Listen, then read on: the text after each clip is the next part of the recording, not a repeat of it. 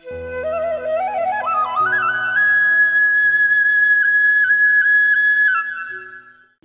कम आत्मविश्वास की वजह से अगर आपके काम बिगड़ रहे हैं, जरूरी कार्यों में बार बार बाधाएं आ रही हैं, तो ऐसे में आपको रविवार के दिन क्या करना चाहिए, कौन से उपाय करने चाहिए और क्या दान करने चाहिए, ये जान लेते हैं पंडित जी से।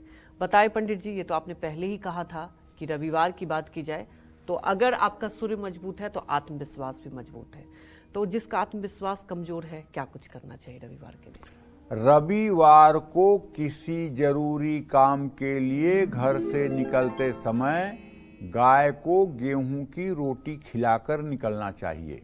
संभव हो तो गाय की हाथ जोड़कर पूजा कर लेनी चाहिए। गाय का एक उपाय बताऊं? अगर आप गांव में रहते हो और अगर आपने गाय पाली हो, गाय आपके यहाँ रहती हो और आप गरीबी दरिद्रता से परेशान हैं, आपके घर में शुभ कार्य नहीं हो रहा है, विवाह शादी योग्य लड़के हैं लेकिन विवाह नहीं हो रहा है, संतान उत्पन्न करने लायक दंपति है लेकिन संतान नहीं हो रहा है, तो मैं दावे के साथ कहता हूं, रविवार के दिन आप अपने दरवाजे पर गौ माता को ले आकर के मुख्य द्वार के ठीक सामने उन्हें पश्चिम मुंह करके खड़ा कर दीजिए।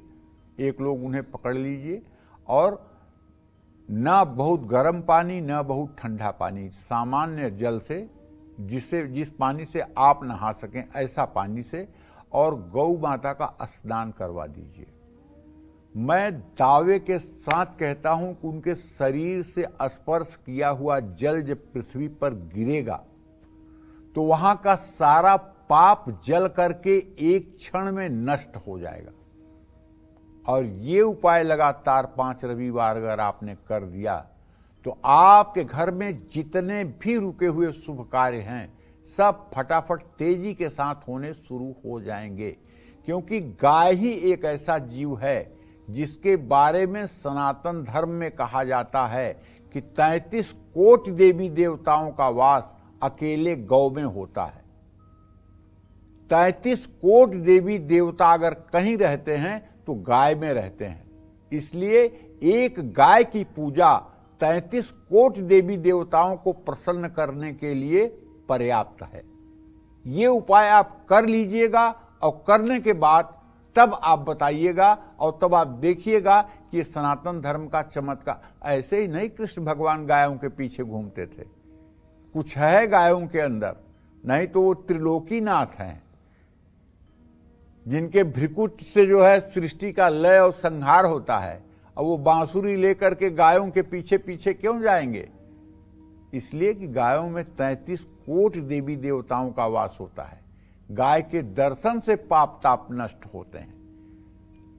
और रविवार को एक तांबे के लोटे में जल लेकर उसमें कुमकुम, साबुत चावल डाल करके सूर्य को अर्घ देने के बाद बरगद के पेड़ में भी जल चढ़ाना चाहिए। मछलियों को आटे की गोलियां खिलानी चाहिए। रविवार को चींटियों को खोपरे और शक्कर का बूरा मिलाकर खिलाना चाहिए। शुद्ध कस्तूरी को चमकीले पीले कपड़े में लपेटकर रविवार के दिन अपनी तिजोरी में रखना चाहिए। जो लोग रविवार का व्रत करते हैं वो एक समय बिना नमक का भोजन करें। रविवार को बरगद के पत्ते पर हल्दी से स्वास्तिक बनाकर अपने घर में रखें। रविवार को जरूरतमंद भूखे और असहाय लोगों की मदद करें।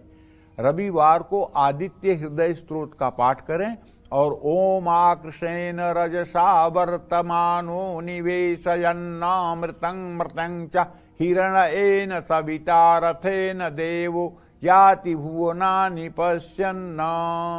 ये सूर्य का वैदिक मंत्र है। अगर इस मंत्र का 7000 जप रविवार के दिन कर लिया जाए तो मैं दावे के साथ कह सकता हूं, चाहे जितनी बड़ी आपको शारीरिक बीमारी होगी उसमें भी आपको राहत मिल जाएगी। आदित्य हृदय स्तोत्र का पाठ करें और रविवार को तांबे के सिक्के नदी में प्रवाहित करने से भी आपको लाभ मिलेगा। रविवार को चावल में दूध और गुड़ मिलाकर के खाएं। गेहूं और गुड़ को लाल कपड़े में बांधकर दान करें। सूर्य को उच्च करने के लिए बहते जल में गुड़ और चावल प्रवाहित करें।